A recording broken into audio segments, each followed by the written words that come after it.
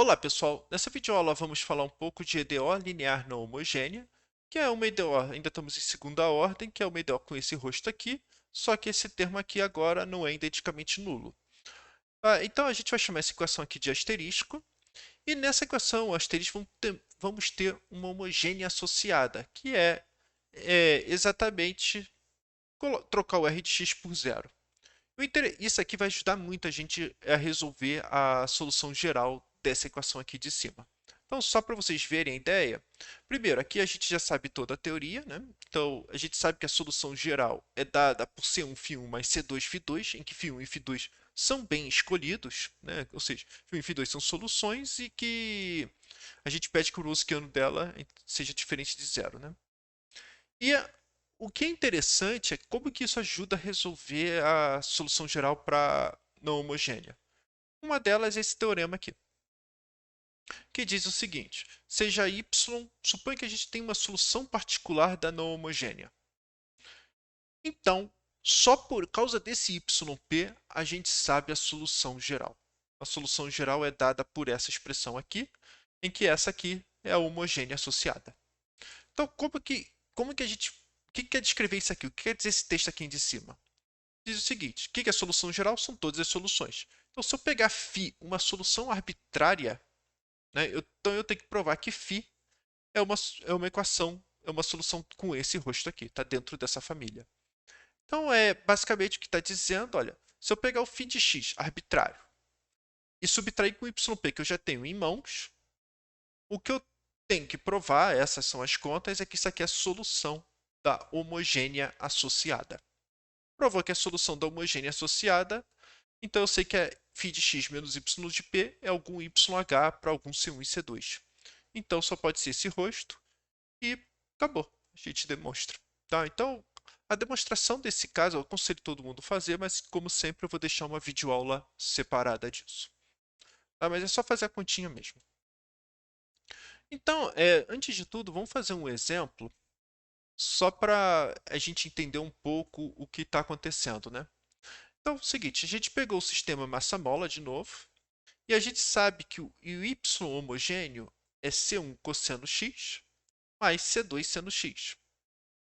Agora que a gente sabe isso, como que a gente tem que achar um y particular? Quem é uma solução particular? A gente vai fazer uma inspeção, né? Vai ficar procurando, olha, vamos procurar uma função constante. Procurando uma função constante, para ter sorte aqui, é a função 1. Pensando um pouquinho, né? Ou seja, a função constante igual a 1 satisfaz isso, né? Y' igual a 0, né? Então, a gente sabe que o y geral é 1 mais C1 cosseno x mais C2 seno x. E acabou. A questão é que o y particular pode ser muito complicado. Por exemplo, tá, se a gente botar um exponencial de x, é possível procurar funções. Se você pensar no y particular, você vai olhar alguma coisa com exponencial de x. Aí, olhando exponencial de x, divide por 2, porque para dar certo, né? Então, você tem a nova, você tem a nova solução geral. É só modificar um pouquinho. Só que se torna mais complicado quando a gente começa a botar cosseno de x aqui, por exemplo. Aí, aí vai dar um trabalhinho para achar. Cosseno de x já não funciona, seno de x não funciona, a de x mais b cosseno de x também não funciona. Então vai ter que trabalhar um pouquinho mais aqui, né? Então exige um certo trabalho. E finalmente, para caso ainda tenha alguma esperança, se eu botar um secante de x aqui, você não sabe nem o que, não sabe nem o que vai botar, nem o rosto da função a princípio. Tá? Então a gente tem que procurar métodos para. E todas as ideias que eu falei aqui são resolvíveis, tá? Então a gente tem que procurar métodos para mais algoritmos, digamos assim, para encontrar essas funções, né? Ao invés de ficar no olho e tentando a fazer. Então, essencialmente, para IDOs de ordem 2, a gente vai explicar três métodos para achar o YP.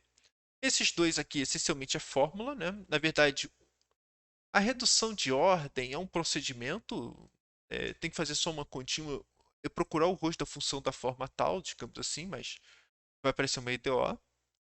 A variação de parâmetros, na verdade, é uma fórmula, só que vai ter que resolver integral. tá? Vai aparecer, por exemplo, se eu botar aqui exponencial de x, você vai ter que resolver duas integrais. Exponencial de x cosseno de x e exponencial de x seno de x, só para ter uma ideia desse exemplo. Tá? Vai ter que resolver essas duas. Aumenta a conta, mas é uma fórmula fechada, então a gente consegue resolver. E, finalmente, o terceiro método é coeficientes a determinar. O que é o coeficiente a determinar? No fundo, o que eu acabei de fazer aqui. Você olha, você pega o rosto da função, você tem derivadas bem comportadas, vamos dizer assim, então você sabe mais ou menos qual que deve ser o rosto da função. E ao invés de botar exponencial de x, você botaria um a aqui e descobriria que o a é um meio. Né? Acha a solução dessa forma, e deriva. A gente vai explicar isso em uma outra aula. Só que, como que eu disse, coeficientes a determinar, você precisa a função que está aqui ser razoavelmente boa. Senão complica, vai ter muita conta também, nem até é melhor fazer variação de parâmetros, de tanta conta que tem, de tanta derivada que tem. E ainda um sisteminha meio chato. Então, assim, os três estão mais ou menos balanceados. Tá? O interessante é a redução de ordem para EDO de ordem 2 costuma dar menos conta que variação de parâmetros, se souber usar bem. Coeficientes a determinar, em maioria dos casos, quando consegue fazer, dá menos conta em geral. Só que a variação de parâmetros é uma fórmula. Fórmula ainda que se estende para todos os tipos de EDO. EDO de ordem 3, EDO de ordem 4, né? Se quiser, redução de ordem já falha um pouquinho nesse aspecto, tá? Então, é isso que eu queria passar para vocês, ou seja, a gente vai passar nas próximas videoaulas cada um desses métodos, explicar um pouco cada uma dessas vantagens.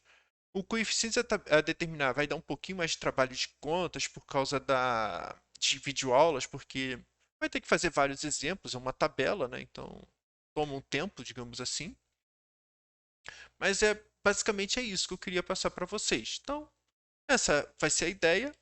Então, como eu disse, os grandes objetivos nas próximas aulas é como achar o y particular. Tá? O homogênea, estou supondo que agora já sabe. Então é isso. Eu espero que tenham gostado dessa videoaula. Até a próxima.